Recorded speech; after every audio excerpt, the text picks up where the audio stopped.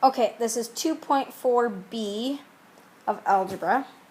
We're going to skip over their problem. You can look through that if you want, but we got two got it problems down here. So I have let's switch to black.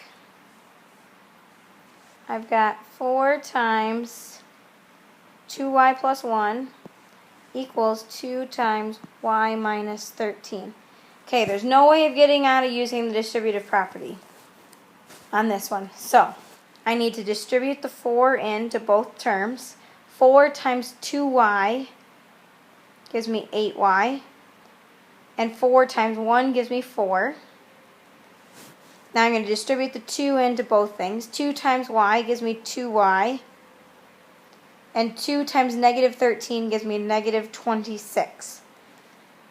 Now I get rid of my parentheses with the distributive property. And now I just have variables on both sides, just like the last lesson we did. So I'm going to draw my line down the middle so I keep it straight. I'm going to subtract 2y from both sides. That gives me 6y plus 4 equals negative 26. I'll subtract 4 from both sides. I get 6y equals negative 30. And then if I divide by 6, I get that y equals negative 5. Remember, if you're not sure if your answer's right, go ahead and plug that back in to make sure that you get the same answer on both sides. And now 7 times 4 minus a equals 3 times a minus 4.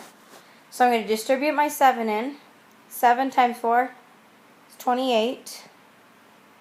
7 times negative a gives me a negative 7a.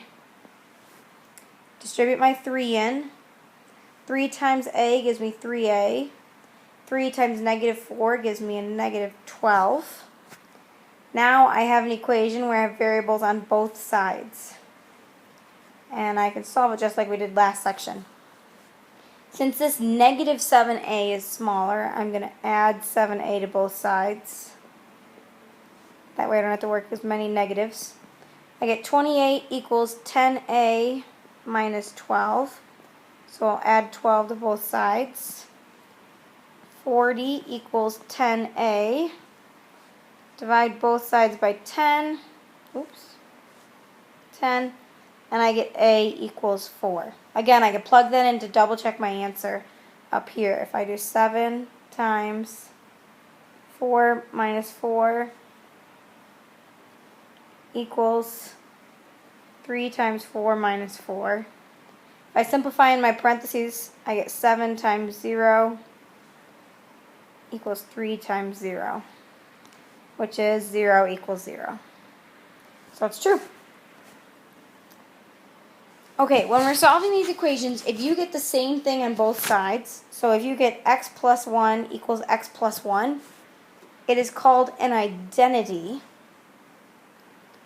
And if it doesn't work, if I get x plus 1 equals x plus 2, or I get things on both sides that aren't the same, right? If I subtracted an x from both sides, I'd get 1 equals 2, which is not true. There is no solution. There's no solution for the variable. If I get something that is true, like x plus 1 equals x plus 1, that means that any number I plug in is going to work. So, if I look at this first problem here that they did, they started simplifying it and they got 10x plus 12 equals 10x plus 12. So, it is an identity and any number I plug in for x is going to work. In this second problem they did, they get negative 4 equals 5. That is not true, so there is no solution. So, let's give it a shot down here. I've got 3 times 4b minus 2 equals negative 6 plus 12b. Okay, I'm going to work on the left side first. I'm going to distribute that 3 in. 3 times 4b gives me 12b. 3 times negative 2 gives me a negative 6. I am going to add 6 to both sides. And I get 12b equals 12b. I have the same thing on both sides, so this is an identity, and any number I plug in is going to work.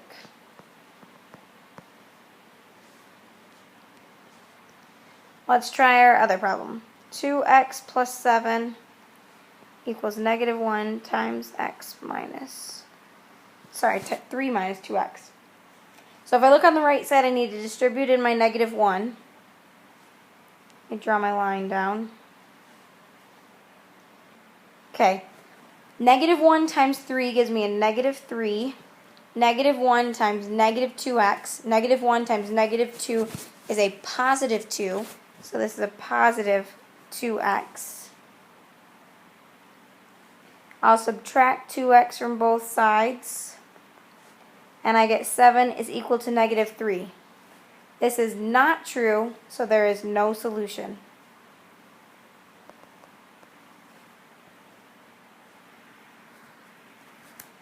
And there's your homework.